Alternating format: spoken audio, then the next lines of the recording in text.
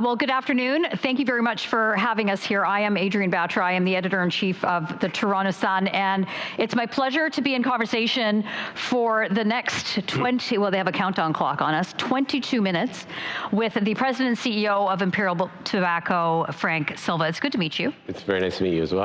The topic of this discussion is about leadership and trust and innovation in evolving times and changing times. I think certainly that could be applicable to pretty much any and every industry in the world at this point, the way that things are going.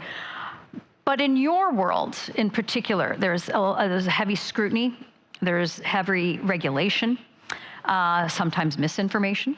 And I'm wondering just where we can start by, I mean, you became the president CEO just a couple of years ago. You've been with the company for many years, but as a leader in this ever-evolving area, how do you navigate it? What are you focused on? What are you looking at with stakeholders, the public? Yeah. Pretty loaded question, I know. So just go ahead. We only have 21 minutes, yes. Right? You know, in terms of our our industry, obviously there's as soon as you say Imperial Tobacco, there's skepticism, especially at a conference where we're talking about trust and reputation. But when you talk about transformation, we are an industry that is not only wanting to transform, it's an industry that needs to transform.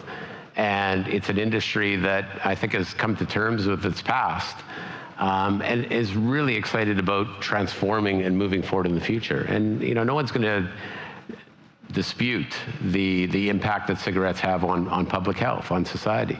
So the opportunity to be in charge of an organization that is making a real positive difference in that regard is something that, something gets me out of bed in the morning every day.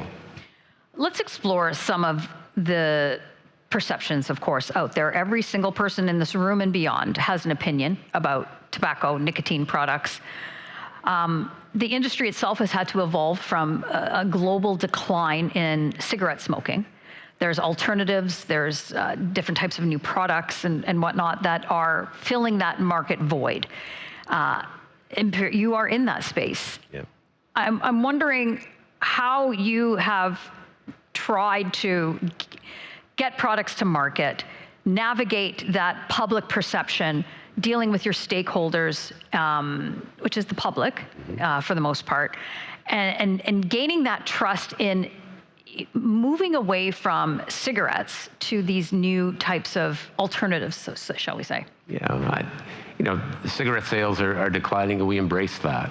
Our strategy is really focused on transforming into products that do not have that same negative public health. And our strategy is really focused now around a smokeless future. So moving from cigarettes into products that don't have any combustion. And that's one of the misperceptions that you mentioned, Adrienne, is that the first thing, if you want to impact health and you want to do something positive for smokers, let's address where the harm really starts from. And the harm starts from the combustion. So place one is, how do we replace the combustion? The nicotine isn't the problem. And so, our strategy is really focused around how can we provide, nicotine products without the combustion, and therefore really changing the trajectory in terms of public health. Let's address some of the speculation and some of the adverse thoughts and feelings with respect to the industry in itself, and how you, as the head of this company, because for all the other tobacco companies around the world, you are all sort of facing the same type of circumstances. Yeah. And how has that put in your leadership style? Like what have you done to acknowledge the skepticism that a tobacco company is going to be able to provide better, safer alternatives versus still putting a profitable product out there for the market? Yeah, I think, again, we don't run away from our past. We're not trying to erase our past. But a lot of the decisions that were made in the past were in the past. I wasn't there. I'm a Canadian. I'm from Western Canada. As you said, my career is I'm probably playing around the 17th or 18th green right now. So, what can I do, and what's personal to me? What's personal to me is doing something that's positive for Canadians. The first Canadian president of this organization in about 20 years. So there's a personal goal for me as well in terms of a legacy, a reputation of doing the right thing. And, accelerating our transformation from a past to a future that has solutions and doesn't neglect the 3.5 million adults who choose to smoke. That's something that I get excited about. It's something that excites, the 450 people that work at Imperial Tobacco every day. And, again, those are the 450 people that are very, very similar to the same people that work in all of your organizations. We don't have some sort of secret ability to attract, the black hats sort of thing, if you want. There's a lot of people who are motivated in terms of doing good, and we get some great people because of that. So, the goal is clear. We understand that our legacy product is one that has created great damage. And where we need to do is we need to look ahead, we need to learn from the past, and we need to lean forward. And part of that leadership style is really around engaging. And this is a great example in terms of let's move away from a lot of the dogma and the rhetoric, and let's step in and have an honest discussion. Let's use facts, let's use evidence, and listen. Not necessarily you, but us as well. There is, in this day and age, you can be made or broken as a company, as an industry, frankly, by one TikTok or one viral video or one influencer. I mean, it's an odd circumstance in which we find ourselves in, but you are a legacy company for all intents and purposes. What is it that is motivating you, like Imperial, to recognize that there have been afflictions of the past and not running away from it, your words, which I think is important because you have to take corporate responsibility for that.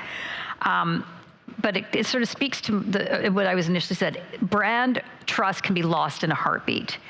I don't think that has been the totality of the industry itself, but I think that there's distrust. So what motivates you in terms of regaining that trust and speaking to that more broadly of people's speculation about it? Yeah, and I think it's right to be skeptical. I think you should be skeptical of us. And I think reputation, trust, these are things that are going to be evaluated, I think, probably after my tenure more. But what motivates us to that change? You hear widely that cigarettes are the leading cause of death for 45,000 Canadians every year. Who's going to make a difference in terms of helping lower that number if it isn't individuals like myself and organizations like ourselves? It's not going to be just regulation or policy or rhetoric or people disliking the industry that is going to make any sort of a difference on that. If we want to make a difference in terms of the health of this country, we need to involve industry, we need to listen to industry, and we need to motivate the industry to build products that meet the needs of consumers and address the harms that the legacy products have created. I think the earnestness in which you talk about this is important, that there is a real interest to provide the consumer with a product that is been battle tested, is safer to be sure, but there are obstacles and hurdles that you have to face on a regulatory fashion, which you are probably, if not one of the most regulated industries globally, certainly in Canada. How do you get these alternatives, recognizing the past of the cigarettes, those types of products, putting out the new product? Zonic, for example, is your new product. Consumers want it. There is a desire for it. we can't snap our fingers and make tobacco go away overnight. That's not going to happen. So what is it that you guys are able to do to get that to consumers? And talk about the rigor with which it was scrutinized before it went to market. Yeah. I think we don't shy away from regulation. I think regulation is very important. It's very important in an industry such as ours. However, what is the basis of the regulation? Is the basis on evidence? Is it science-based? Have we taken into account unintended consequences? And that's where regulation can become problematic. And you mentioned Zonic. Zonic is a smoking cessation product that was approved by Health Canada. It was approved in August of 2023 as a product licensed by Health Canada through all the rigor to help smokers quit. And the product, no different than a Nicorette or something else you may be more familiar with, that product was there, and it was in all the places where you would want it to be, hence where smokers buy cigarettes. And as opposed to regulation, or in this case a ministerial order, that was imposed because of a wrongdoing or because of some evidence or because of a good reason, we end up finding ourselves facing regulation that's really being driven by political bias, and in this case, really an individual's bias, and that is very dangerous. Take tobacco out of the discussion. Any of our industries that are starting to be regulated because somebody likes or dislikes or has a past, that's dangerous for all Canadians. And that is something that I think is sometimes lost because it's in the cloud of tobacco, but it's happening to other industries, and it will continue to happen unless we really ensure and we demand that regulators build regulations based on evidence, understand unintended consequences, and therefore, achieve the aims of which they're meant to deliver. Well, I think we're all in big trouble if we start having ideological-based public policy put forward purely on someone's personal views. But I think, unfortunately, in your particular industry, that drives it, that motivates it. So how do you counter that? There is, in the current environment in which we're in, there is a market desire for these smokeless alternatives, the pouches, like Zonic, and the US product is Zyn. Everybody's probably heard of it. These are not going to be available to consumers in Canada at convenience stores or whatever it may be. So then you have this negative side where you create a black market, and it's ostensibly government sanctioned. So how are you tackling that? Well, the biggest thing we're trying to do is to engage and have discussions. And I think in terms of engagement, whether it's, with media, whether it's with political or regulators, I think the first piece is obviously for us to listen. And all of our strategies right now are really aligned to Health Canada's strategy. Health Canada has a goal to reduce the incidence of smoking to below 5% by 2035. Now, they're going to miss that goal. When you take a look at the percentage of Canadians who are smoking, it currently stands about 11%. That number hasn't changed throughout the decade. And it's because of this lack of sensible regulation, which really requires innovation. You need new products to be able to drive that. And that is one of the problems. What's stalling us moving forward? So this is where how do we deal with it? One, I think it's getting the facts out there. Almost every single regulator or politician that we speak to, and we give the facts around Zonic, the fact that it was a 5-year process, the fact that it was approved by Health Canada after a 3-year approval process, the fact that we launched it in the exact same manner, the exact same places as other cessation products, the fact that we had a framework to make sure that things like youth were protected. We actually went beyond what exists today in terms of making sure that no one under the age of 18 could use this type of product. And then to all of a sudden have this, it doesn't make sense. And one of the questions it raises is, how do regulations go through our system when you start to talk to people within government and they don't even know much about it, they don't know much about the products. We're able to slide these things through in terms of budget bills and others. And that, again, it's not just a problem from a tobacco perspective, it's a problem from a complete private industry perspective. Can you speak to, from around the world, other countries or companies in your space that have managed to find a balance between providing these cessation type of products and having a good regulatory framework that still is holding the companies accountable? Yeah. One of the things that saddens me is Canada is falling behind. And Canada was seen as a leader when it came to public health. It was a leader in terms of smoking, fighting smoking. But as I mentioned, it is not making any progress today.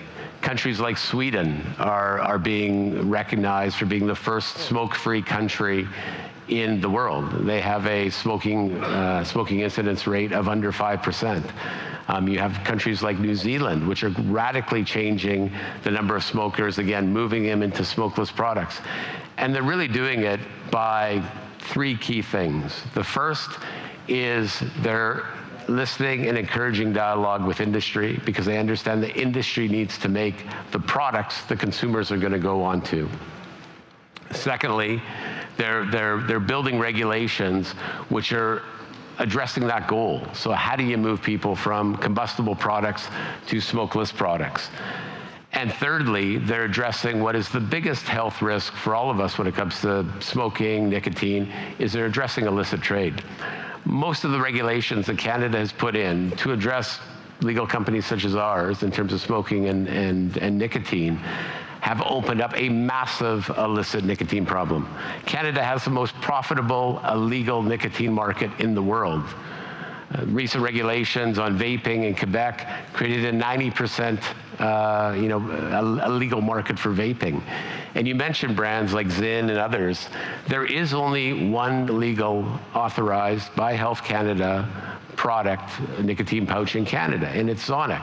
Now, the reality is, about 70% of the market today in nicotine pouches is not Sonic. It's all illegal.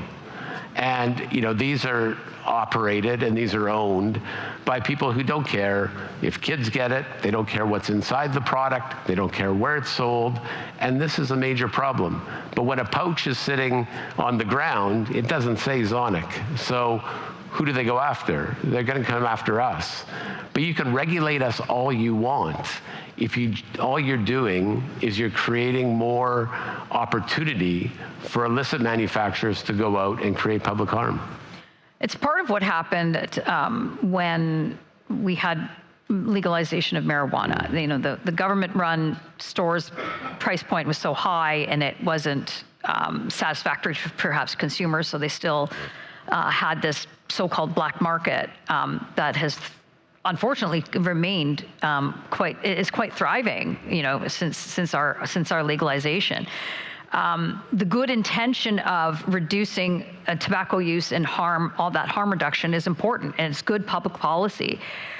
But often it's the road to hell is paved with good intentions. So this particular aspect of the current legislation has been around for about a year now, on the pouches. What has been the impact? Do you know, since that legislation has come in? Yeah, so I think, one of the first big impacts, unfortunately, is there's been a huge illicit market. So an illegal nicotine market has emerged in pouches. So this is the first big problem that we have. I think the second problem is there's a tremendous amount of misinformation. And that misinformation is leading to some paralysis in terms of us doing the right things in terms of amending or reverting the ministerial order and putting in place a process where a quit smoking product can be in the exact same place that you sell the cigarettes. That's the perverse thing on this. So we would all agree that cigarettes are bad, cigarettes are deadly. Listen, we just got liquor in convenience stores. They don't trust the public very much here. It's ironic, isn't it? So we've just said, in all the convenience stores in this province, you can sell cigarettes. You've been able to do that for many, many years. You can now sell alcohol products. You can sell gambling. You can sell many, many products. But you can't sell the product that's meant to help you stop smoking. It would be like saying you can sell beer, you just can't sell non-alcoholic beer. It doesn't make any sense. I was with the founder of London Drugs out west. He said, so cigarettes have been out of pharmacy for most of Canada for quite a long period of time. When they removed cigarettes from the pharmacies, the smoking cessation products declined by nearly 40%. Smokers, like all of us, we are simple, right? If I'm smoking, I'm going to make that choice to quit. I would like to have that to be an easy choice. And I'd like to see the products. I'd like to be informed by the products. And the pharmacists and the pharmacies play an absolutely critical role. But then that day-on battle that smokers have in terms of, the quitting journey, we should make that easier. And today, what we're doing is we're making smoking a lot easier than we're making quitting. That's a good takeaway. That's a very interesting takeaway. When you talk about the obstacles in terms of pushing back against misinformation on this, again, everybody in the world has an opinion. Mm-hmm. Everybody. Everybody in this room, certainly, listening to you, hopefully has a reasonable takeaway that there is more to it, there's more nuance to this discussion. So how do you push back? You said, talking to the media, there's a lot of bias out there, particularly for your industry, for sure. I don't know if the public's listening. I don't know if there is a manner by which you can sort of pierce through the negative. So it's a trust factor and rebuilding that trust. How have you done that as the new CEO of the company? I think, part of the role, I think, as a new CEO is also to represent my constituency, which is the 450 people that join the company for a bigger purpose. Nobody's going to join a company to sell cigarettes today. People will join a company to help make a big public health impact. Mm-hmm. So that's one of the pieces. The other big piece, I think, is just let's get the facts out there. And when people hear the facts, it's very difficult, I think, to argue. So what do we want? We don't want kids to use nicotine products. We don't want to create an illegal market. We want to have products that help people quit smoking in the places where they're buying their cigarettes.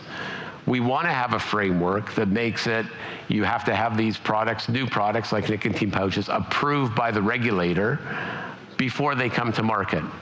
I would be happy to get rid of online sales because, again, that's a key gateway for youth to address it.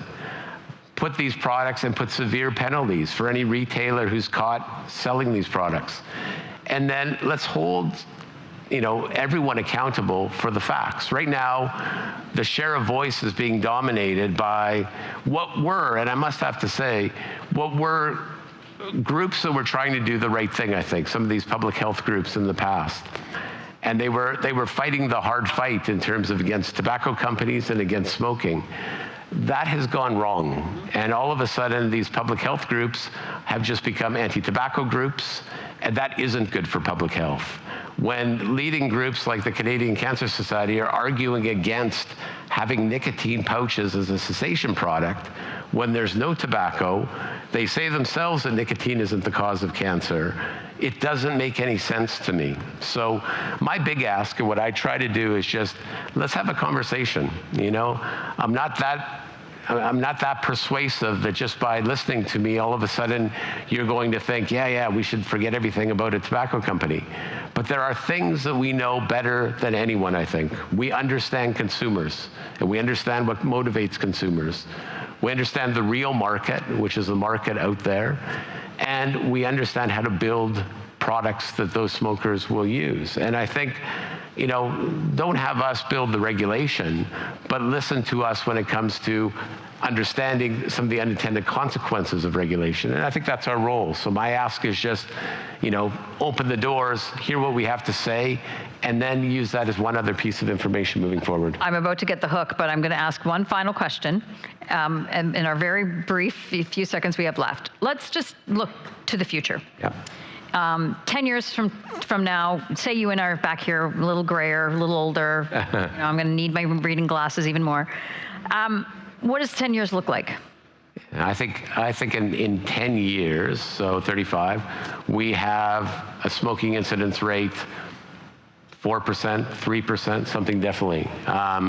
We're seen by the regulator, Health Canada, as a trusted partner who did what they said they would do, which is we are going to build products, we are going to enforce regulations, we're going to abide by the laws to make sure that we have solutions for smokers.